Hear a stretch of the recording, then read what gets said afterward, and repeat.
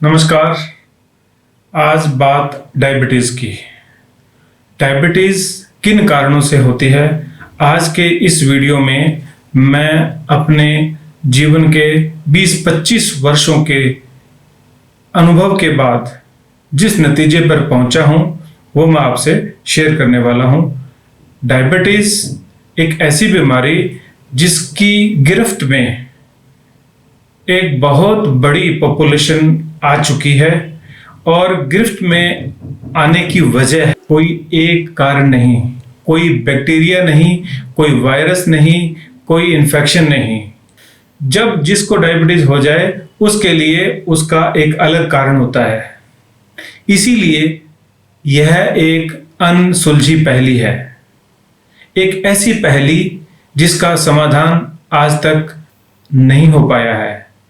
आज जो मैं कारण बताने जा रहा हूं, इन कारणों को जब आप समझ लेंगे तो समाधान की राहें भी खुलेगी, डायबिटीज के इलाज होने की राहें भी खुलने वाली है। एक एक करके आगे बढ़ते हैं कि डायबिटीज आखिर होती क्यों है।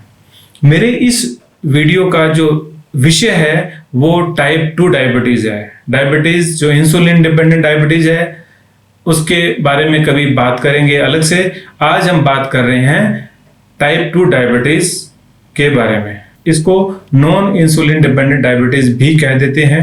बहुत एडवांस हो जाने पर टाइप 2 डायबिटीज के लोगों को भी इंसुलिन देना पड़ता है, वो अलग विषय है। लेकिन आज जो बात करने चाह रहा हूं वो यही है कि आखिर टाइप 2 डायबिटीज क्यों होती है। इसका सीधा सीधा और एक एक्सप्लेनेशन तो यही है कि टाइप 2 डायबिटीज इंसुलिन की रेजिस्टेंस के कारण होती है। इंसुलिन रेजिस्टेंस यानी कि सेल्स के द्वारा ग्लूकोज को अंदर आने से रोक दिया जाता है, या इंसुलिन के साथ जब ग्लूकोज का मॉलिक्यूल एक सेल वॉल को क्रॉस करके सेल तक पहुंचना चाहता है, सेल के अंदर पहुंचना चाहता है, उसके लिए राहें मुश्किल हो जाती है, बाधाएं हो जाती है, जिसे कहते हैं इंसुलिन की रेजिस्टेंस हो जाना। बॉडी में इंसुलिन तो है, ग्लूकोज भी है, लेकिन वो सेल के भीतर प्रवेश नहीं कर सकता। इसको कहते हैं इंसुलिन रेजिस्टेंस। जो जो कारण मैं आज अभी बताने जा रहा हूं वे सभी कारण इंसुलिन की रेजिस्टेंस के कारण है। सबसे प्रमुख कारण जो इंसुलिन की रेजिस्टेंस का है वह है वेट का अधिक होना, अर्थात मोटापा। वेट के अधिक होने के कारण और विशेष करके बेली फैट, पेट के चारों ओर का जो वेट है वो अगर अधिक हो जाए तो यह मोटापा शरीर में एक इन्फ्लेमेटरी सिग्नल देने लग जाता है, यानी कि इन्फ्लेमेशन जैसी कंडीशन प्रोड्यूस कर देता है। और इस मोटापे और बेली की फैट की वजह से हो जाती है इंसुलिन की रेजिस्टेंस और अल्टीमेटली डायबिटीज भी। सेडेंटरी लाइफ यानी कि फिजिकल एक्टिविटी का कम होना, अधिकांश समय बैठे ही रहना, फिजिकल एक्टिविटी का न होना इंसुलिन की रेजिस्टेंस का बहुत ही प्रमुख कारण है। एक्सपेरिमेंट्स में देखा गया है कि जो व्यक्ति 90 मिनट फिजिकल एक्टिविटी कर लेते हैं, अर्थात उनकी शुगर लेवल 1/3 तक कम हो जाती है। अर्थात आप आसानी से फिजिकल एक्टिविटी को बढ़ा करके अपने शुगर के लेवल को, ग्लूकोज के लेवल को कम कर सकते हो। फिजिकल एक्टिविटी करने से ग्लूकोज अपने मसल्स तक पहुंचता है और वो स्टोरेबल ग्लूकोज में कन्वर्ट होकर के स्टोर हो जाता है। गलत खान पान और भोजन के आंशिक रूप से या विकृत रूप से पचने के बाद शरीर में ऑक्सीडेंटल स्ट्रेस पैदा हो जाता है, जिसको हम फ्री रेडिकल्स भी कह देते हैं। इस बैड काइंड ऑफ ऑक्सीजन के बॉडी में इकट्ठे हो जाने की वजह से भी इंसुलिन की रेजिस्टेंस पैदा हो जाती है। इस प्रकार की रेजिस्टेंस के लिए टिश्यू डैमेज भी एक कारण है, यानी कि जो ऑक्सीडेंटल स्ट्रेस पैदा हुआ उससे टिश्यूज डैमेज होते हैं और उन डैमेज टिश्यूज की वजह से इंसुलिन की रेजिस्टेंस पैदा हो जाती है। डाइट का बहुत बड़ा रोल है। डाइट अगर हमारी हेल्दी डाइट नहीं है, अनहेल्दी डाइट है तो डायबिटीज आने ही वाली है। अनहेल्दी डाइट के बहुत सारे रूप हैं, उनमें से कुछ तो भोजन में खास करके पैक्ड फूड में पाए जाने वाले प्रिजर्वेटिव्स हैं, फर्टिलाइजर्स एंड केमिकल्स हैं जो हम भोजन के साथ जाने अनजाने सब्जियों फलों में अनाज में ग्रहण कर रहे हैं। आर्टिफिशियल या इस तरह के केमिकल्स जो टेस्ट बनाने के लिए फूड में डाले जाते हैं वो कारण है। और इन सबसे बड़ा कारण जो रिफाइंड कार्ब्स हैं, जो सिंपल कार्ब्स हैं, यानी कि मीठा किसी भी रूप में चीनी जैसी चीजों का इस्तेमाल होना, मिठाइयों का इस्तेमाल होना, इवन गेहूं और मैदे की चीजों का खाने के रूप में इस्तेमाल होना भी एक कारण है डायबिटीज के होने का। इस तरह के फूड्स की वजह से शरीर में ब्लड शुगर लेवल तुरंत बढ़ता है और इसको कंट्रोल करने के लिए इंसुलिन के स्पाइक्स भी होते हैं और यही स्पाइक्स होते होते आगे जाकर के रेजिस्टेंस का रूप धारण कर लेते हैं। इन फूड्स को आजकल हाई ग्लाइसेमिक फूड भी कहा जाने लगा है क्योंकि इनसे हाइपरग्लाइसीमिया तुरंत ही हो जाता है। फास्ट फूड, पास्ता, ब्रेड, इनका तो क्या ही कहें क्योंकि ये मैदे से बनी हुई चीजें हैं और इनसे ब्लड ग्लूकोज लेवल तुरंत बढ़ता है और रिजल्टिंग इन वही सब कुछ जो मैं बता चुका हूं। मल्टीपल मील्स का भी कोई कम रोल नहीं है डायबिटीज के होने में। आजकल देखने में आया है, पता नहीं कौन वो डाइटिशियन है, कौन वो लोग हैं जो ऐसा कहते हैं कि बार बार थोड़ा थोड़ा खाओ।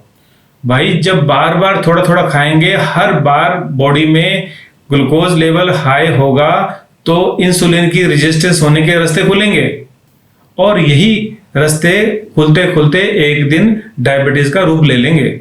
मैंने प्रैक्टिकली देखा है, वो लोग जो कम बार खाते हैं वो ज्यादा बार खाने वालों की तुलना में कई गुना ज्यादा स्वस्थ रहते हैं और डायबिटीज से फ्री रहते हैं। ऐसा मैंने खुद के स्टडीज में और रिसर्च में पाया है। ट्रांस फैट और हाइड्रोजिनाइड ऑयल्स, इनकी वजह से वेट बहुत तेज गति से बढ़ता है। ये आर्टिफिशियल फैट्स मोटापे को जन्म देती हैं। इनके बजाय पॉली अनसैचुरेटेड फैट्स का इस्तेमाल किया जाए जो कि हेल्थ के लिए अच्छे होते हैं। प्रोसेस्ड और अल्ट्रा प्रोसेस्ड फूड अपने साथ बहुत सारी बुराइयां लेके आता है और डायबिटीज के लिए ये भी एक कारण बनता है। अगर आपके भोजन में अच्छे वाले कोलेस्ट्रॉल की मात्रा कम है, ओमेगा 3 की मात्रा कम है, तो भी आप डायबिटीज के लिए प्रोन हो। जेनेटिक और फैमिली हिस्ट्री डायबिटीज का एक प्रमुख कारण है। देखने में आया है कि जिन परिवारों में डायबिटीज है, बहुत से लोग डायबिटिक हैं, लेकिन डायबिटीज उन लोगों को भी होती है जिनके परिवार में कभी किसी को डायबिटीज नहीं थी और उन लोगों को नहीं भी होती है जिनके बहन भाई या माता पिता को डायबिटीज है। मैं इसके हेरिडिटरी फैक्टर को तो एग्री करता हूं, लेकिन जेनेटिक फैक्टर ये अभी तक बहुत ज्यादा प्रमाणित नहीं है। जीन्स आई डोंट नो, मैं उसके बारे में कुछ भी नहीं कहूंगा कि इसके लिए कितने रिस्पॉन्सिबल है, लेकिन एक परिवार के अंदर खान पान और लाइफस्टाइल की बुरी आदतें वो एक नहीं सब लोगों को है तो डायबिटीज ज्यादातर लोगों को हो ही जाएगी। कुछ हार्मोनल कंडीशंस, कुछ हार्मोनल डिजीजेस डायबिटीज के लिए शरीर को एज ए सोयल मेकिंग का काम करती हैं। उनमें से प्रमुख है पीसीओडी और पीसीओएस। ऑफ कोर्स जब ये है तो मोटापा भी है, ओवरवेट भी है, सेडेंटरी लाइफस्टाइल भी है, तो डायबिटीज भी होती ही है। नॉन एल्कोहलिक लिवर सिरोसिस भी एक कारण बनता है लेटर ऑन डायबिटीज हो जाने का। हेपेटाइटिस सी के पेशेंट्स भी डायबिटीज के लिए प्रोन होते हैं। अगर आपकी उम्र ज्यादा है, अर्थात आप 60, 65, 70, 80 ईयर ओल्ड हैं, हल्का सा डायबिटीज होना is normal for your age. आपकी एज में अगर शुगर लेवल हल्का सा बढ़ के आ रहा है तो ये डायबिटीज नहीं है, ये नॉर्मल बॉडी का रिस्पॉन्स है, नॉर्मल रेजिस्टेंस टुवर्ड इंसुलिन है जो ओल्ड एज में या एजेड पीपल में मिलती ही है।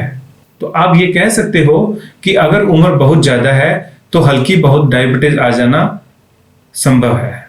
जिन लोगों के लाइफस्टाइल डिसऑर्डर के रूप में स्लीप की डिस्टर्बेंसेज हैं, आइदर वो सो नहीं पाते हैं या यूं मानो कि अगर उनकी जीवन शैली में बहुत देर रात को सोना और बहुत देर सुबह उठना है तो आप डायबिटीज के लिए तैयार हो जाओ। वो लोग जो सुबह देरी से उठते हैं और रात को देरी से सोते हैं, बहुत लेट तक जागते हैं या कम घंटे हैं जिनके नींद के, वो लोग डायबिटीज के लिए तैयार रहें। इन्फेक्शंस चाहे एक्यूट हो क्रोनिक हो, डायबिटीज को ट्रिगर करता है। एक्यूट इन्फेक्शन हो जाने पर टेम्परेरीली ब्लड शुगर लेवल बढ़ के आ सकता है, चिंता ना करें। जैसे ही एक्यूट इन्फेक्शन ओवर होगा तो डायबिटीज यानी कि raised blood sugar level normal आ जाएगा। लेकिन अगर क्रोनिक इन्फ्लेमेटरी स्टेट है आपकी बॉडी में तो ये इन्फ्लेमेटरी स्टेट इंसुलिन की रेजिस्टेंस के लिए एक बहुत महत्वपूर्ण फैक्टर है। तो जैसे मैंने आपको पहले बताया, ओवरवेट होने के कारण बॉडी के अंदर एक क्रोनिक इन्फ्लेमेटरी स्टेट एस्टेब्लिश हो जाती है जो कि इंसुलिन की रेजिस्टेंस के लिए बहुत ही इंपॉर्टेंट फैक्टर है। साइकोलॉजिकल कॉज, मनोवैज्ञानिक कारण, जिसको आमतौर पे तो आप स्ट्रेस ही कह देते हो, ये डायबिटीज के लिए ऊपर बताए हुए सभी कारणों से भी बड़ा कारण है। सामान्यतया जब हम स्ट्रेस में होते हैं, चिंता में होते हैं, दुखी होते हैं तो नेचुरल कोपिंग मैकेनिज्म के तहत रेज्ड एड्रिनल ग्लैंड के सिक्रीशंस हार्मोन्स इंसुलिन की रेजिस्टेंस के लिए बहुत ही बड़ा फैक्टर है। टेम्परेरीली शुरू में एज ए फाइट और फ्लाइट मैकेनिज्म के तहत आपका शरीर कोप अप करने के लिए शुगर के लेवल को बढ़ाता है, जिससे आप समस्या का समाधान करने के लिए उचित ऊर्जा या शक्ति प्राप्त कर सको। लेकिन लगातार बढ़ा हुआ शुगर लेवल आपकी रेजिस्टेंस बढ़ा देता है, जिसको हम इंसुलिन रेजिस्टेंस कह देते हैं। और स्ट्रेस में कुछ लोग ज्यादा खाते हैं, कम सोते हैं, नशा करते हैं, फिजिकल एक्टिविटी कम कर देंगे। ऐसा होने से डायबिटीज और अधिक तेज गति से हो सकती है। एंजाइटी और डिप्रेशन के अलावा ये कंडीशन थी इमोशनल ईटिंग की, यानी कि जब हम स्ट्रेस में हैं, इमोशनली डिस्टर्ब हैं तो हम ज्यादा खाते हैं, ऐसा संभव है। स्ट्रेस वाले लोग ट्रीटमेंट भी अच्छे से नहीं लेते, वो अपने लाइफस्टाइल को भी अच्छे से फॉलो नहीं करते हैं। और जो मानसिक रूप से स्वस्थ नहीं है उनके अपने बिलीव्स भी हैं। एक बार डायबिटीज जरा सी बढ़ के आ गई, ये तो कभी भी ठीक नहीं होगी। मेरे पापा को, मेरी माँ को डायबिटीज थी, मुझे तो होने ही वाली है। ये बिलीव्स भी साइकोलॉजिकल इल हेल्थ है। जरूरी नहीं है कि आपके परिवार में डायबिटीज थी तो आपको डायबिटीज हो ही जाएगी। कुछ लोग अगर जरा सा कभी ब्लड शुगर लेवल बढ़ के आ गया तो वो चेक ही नहीं कराएंगे, अंदर अंदर डरते रहेंगे, रियलिटी से भागेंगे। ये भी विकृत मानसिकता ही है। चेक करो, जांचो, अपने लाइफस्टाइल को ठीक करो, इलाज करो। तो साइकोलॉजिकल स्ट्रेस, मनोवैज्ञानिक तनाव डायबिटीज अनेक पेशेंट्स में ट्रिगर फैक्टर बनता है और उनके लगातार बने रहने के पीछे भी उनका लगातार स्ट्रेस रहना संभव है। कुछ दवाइयां, anti depressants, beta blockers, HIV की दवाइयां, नशे की दवाइयां, सब्सटेंस अब्यूज डिसऑर्डर जिन लोगों को होता है उनका इलाज, कॉन्ट्रासेप्टिव पिल्स आदि बहुत सारी दवाइयां हैं जो डायबिटीज को बुला देती है। जिनको हार्ट डिजीज हो चुकी है, जिनको ब्रेन स्ट्रोक रह चुका है, उनको भी डायबिटीज होने के चांसेस बढ़ जाते हैं। जो लोग धूप में कभी नहीं जाते हैं, जिनका विटामिन डी लो है, उन्हें भी डायबिटीज होने के चांसेस हैं, उन्हें भी इंसुलिन रेजिस्टेंस होने के चांसेस हैं। डायबिटीज होने के लिए अर्थात इंसुलिन की रेजिस्टेंस आपके शरीर में होने के लिए मैंने कुछ कारण आपको बताए हैं। मैं उम्मीद करता हूं कि आप अपनी लाइफ में इन कारणों को जरूर ही पहचानेंगे, और पहचानेंगे तो फिर इलाज भी होगा। होम्योपैथिक इलाज मेटाबॉलिज्म को सही करता है, आपके स्ट्रेस फैक्टर को बैलेंस करता है, आपकी टॉलरेशन को बढ़ाता है, आपकी सेल वॉल की रिजिडिटी अर्थात जो रेजिस्टेंस है उसको ठीक करता है। होम्योपैथिक इलाज डायबिटीज को आपकी लाइफ स्टाइल के साथ, आपके खान पान को सही करने के साथ मिलकर के आपके जीवन से जड़ से दूर करने में सक्षम है। डायबिटीज जिन लोगों को डाउटफुल है, उनको लगता है कि कहीं हमें डायबिटीज है या हो गई है, ये जो कारण मैंने बताए हैं, इन कारणों में से क्या कारण आपका है, आप डॉक्टर के पास जाएं, अपनी हिस्ट्री बताएं, let them find out the cause and treat your diabetes. जो इन्वेस्टिगेशंस आप करवा सकते हैं उनके बारे में भी मैं आपको बता देता हूं।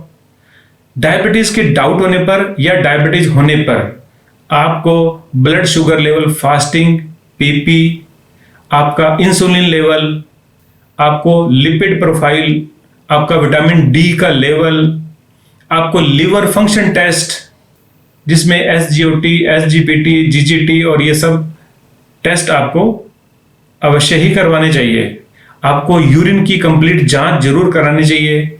आपकी किडनी कैसे काम कर रही है, क्योंकि डायबिटीज के बाद में किडनी के ऊपर इफेक्ट आता है और आपके किडनी फंक्शन डिस्टर्ब हो जाते हैं, तो आपको समय समय पर अपने किडनी फंक्शन टेस्ट जरूर ही जांच करवाने चाहिए।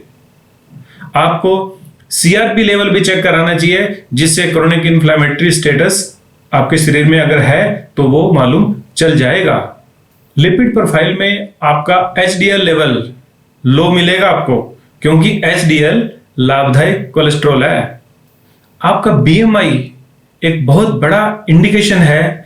अगर वो हाई है, अगर आप ओबीज कैटेगरी में हो, तो बीएमआई आपका 25 से प्लस मिलेगा, और ये डायबिटीज होने के लिए बहुत ही इंपॉर्टेंट ग्राउंड बनता है।